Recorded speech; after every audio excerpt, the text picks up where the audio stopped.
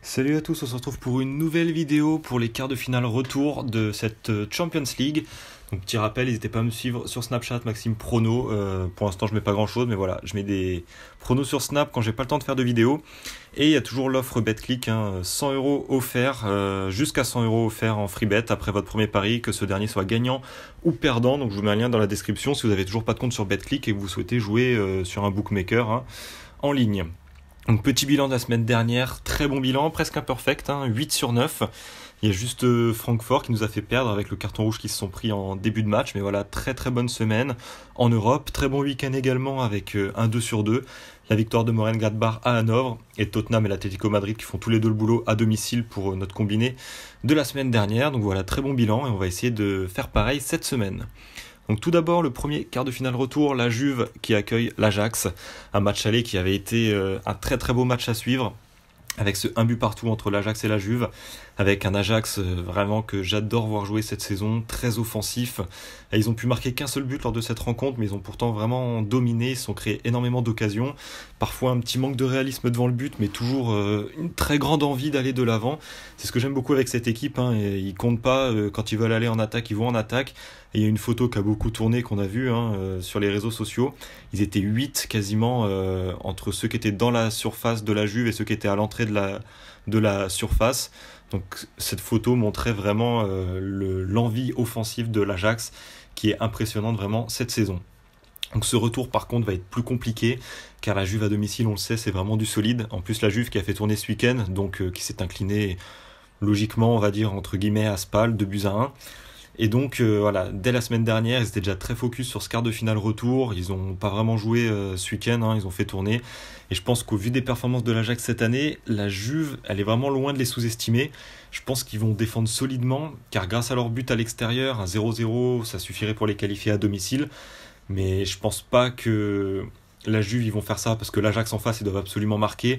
On sait les qualités offensives qu'ils ont. On sait que l'Ajax, ils comptent pas. On l'a déjà vu au match aller. Il y a quasiment les 3/4 de l'équipe qui attaque à chaque fois, au début jusqu'à la fin du match. Donc je pense pas que la Juve, ils vont la jouer trop défensive et se faire harceler par des vagues et des vagues tout le long du match de l'Ajax. Donc même s'il y a pas mal de personnes qui voient pas trop l'Ajax réaliser l'exploit, moi je reste un peu dubitatif à cause de ça. Pour moi, tout est possible. L'Ajax est vraiment surprenant cette année. C'est dur de donner un pronostic sur qui va se qualifier, même si je donnerais un petit avantage à la Juve, mais ça serait pas un très gros avantage. Je trouve que la défense de la Juventus est un peu moins sereine cette année que les années précédentes, même si elle reste une des défenses les plus solides en Italie. Je la trouve quand même un peu moins dominante face aux attaques adverses que l'année dernière. Donc voilà, comme je l'ai dit, je donnerais peut-être un léger avantage à la Juve quand même, qui reste une redoutable équipe sur ces terres. Mais je suis loin d'enterrer l'Ajax, et comme lors du match aller, je vais partir sur le but pour les deux équipes. Je pense que ça sera pas bon pour la Juve de jouer que sur la défense, parce que si l'Ajax venait à marquer en premier, ça serait vraiment très compliqué pour la Juventus, si l'Ajax se mettait à jouer en défense et à jouer les contres. Donc je pense que certes, la Juve va jouer prudemment, mais qu'ils vont quand même faire en sorte de marquer, de mener au score, pour ensuite resserrer un peu plus en défense par la suite. En plus, côté de la Juve, il y a des absents, il y a Chiellini, Matuidi, Costa, qui sont incertains pour ce match, donc ça peut jouer aussi. Donc je vais partir sur les deux équipes marques. Je vois bien un petit match nul, un but partout et des petites prolongations dans ce quart que je vois vraiment serré entre ces deux équipes. Et la cote pour les deux équipes marques là sur BetClick à 1,76, donc vraiment une belle cote. Je vais partir là-dessus. Ensuite, Barcelone contre Manchester United. Bon, pour moi, sur ce match, il n'y a pas photo. Déjà à l'extérieur, je donnais un petit avantage au Barça qui est parvenu à s'imposer, même si ce n'était pas une domination écrasante. Mais là, à domicile, le Barça sur ses terres, on sait qu'ils sont énormes à chaque fois. Donc je pense que le Barça, ils vont achever ce qu'ils ont commencé en gagnant proprement ce match afin d'accéder aux demi-finales. Ils ont fait tourner l'effectif ce week-end, ils ont fait un match nul, je ne sais plus contre qui ils ont joué, contre Huesca, je crois, 0-0. Donc voilà, tous les joueurs là, ils vont être vraiment en forme pour cette rencontre devant leurs supporters. Je pense qu'il y aura une victoire assez large du Barça. Si je devais te donner un score, je dirais 3-0. Je pense pas que Manchester United puisse inquiéter Barcelone au Camp Nou. Donc victoire de Barcelone sèche. Comme la cote est assez faible, je vais le combiner avec Manchester City qui a accueilli Tottenham mercredi. Donc le match retour, Tottenham avait bien géré son match aller, notamment grâce à Lloris qui avait été énorme dans les cages. Pas mal d'arrêts, de très bonnes sorties et notamment un penalty qui a été stoppé et qui avait vraiment sauvé Tottenham en première mi-temps. J'avais donné justement en pronostic l'avantage à Tottenham avec la double chance nulle au Tottenham. Mais là, à City, ça va pas être la même. Globalement, City, ils sont vraiment impressionnants cette année, mais sur leur terre, ils sont au-delà d'être impressionnants, ils sont vraiment exceptionnels. Là, rien qu'en regardant sur leurs 22 dernières réceptions, toutes compétitions confondues, il y a eu 21 victoires, une seule petite défaite seulement.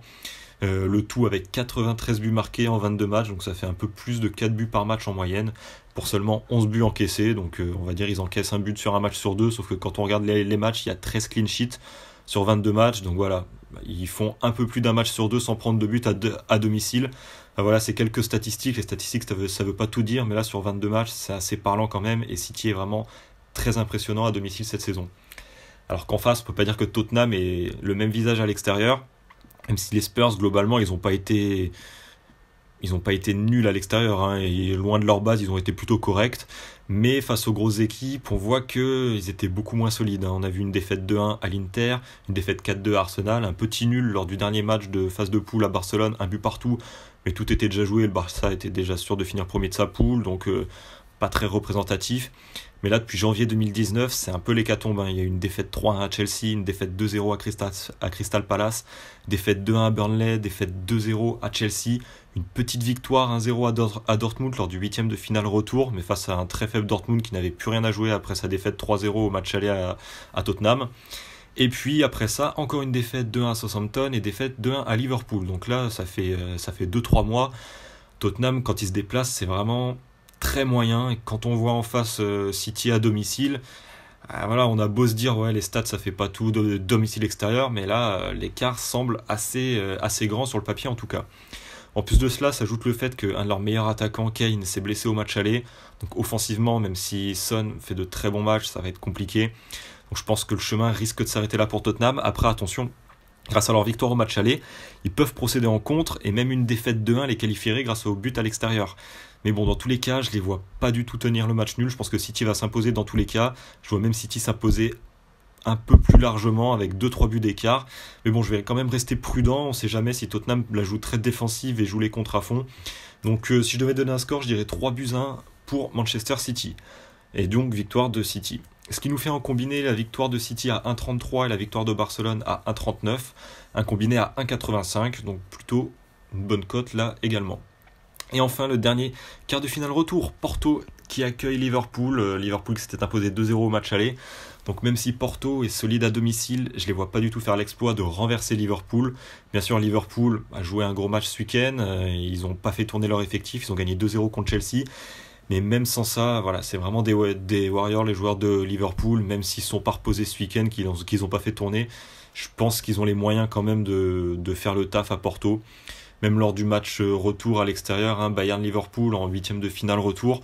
On savait que Liverpool, c'était pas non plus la meilleure équipe à l'extérieur, mais ils nous ont montré le contraire en dominant le Bayern 3-1. Donc je pense que ça va être un match avec peut-être un petit peu d'animation du côté de Porto, mais une équipe de Liverpool qui va se contenter du minimum. Je pense pas que ça va être un match avec énormément de buts, mais je pense pas non plus que Liverpool va perdre ce match. Je vois un match un petit peu fermé, 0-0 ou un but partout, avec Liverpool qui va s'en sortir en évitant la défaite. Le but à l'extérieur de toute façon qui découragera complètement Porto dans tous les cas. Qui s'ils prennent un but à l'extérieur c'est fini, donc Porto qui va peut-être pas se découvrir non plus totalement. Voilà, je pense que ça va être un match un peu fermé où Porto, dans leur tête, je sais pas s'ils vont directement s'enterrer ou s'ils vont quand même y croire. Mais du coup, moi pour mon pronostic, je pense qu'il va y avoir un petit nul, un but partout, avec peut-être Porto qui va mener au score, et une fois que Liverpool va marquer son but, Porto va plus y croire. Un déroulement comme ça me paraîtrait pas complètement aberrant, ou Liverpool qui ouvre le score et Porto qui veut sauver l'honneur et qui parvient à égaliser, et Liverpool qui laisse parce qu'ils n'ont pas besoin de gagner le match non plus.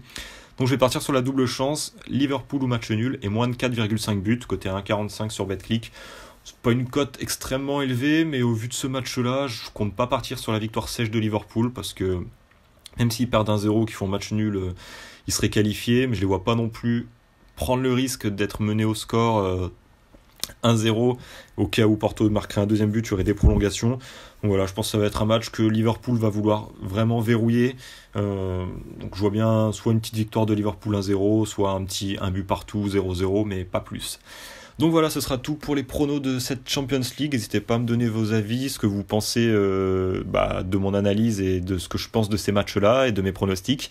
Et je vous dis à très bientôt pour les retours en Europa League. Ciao.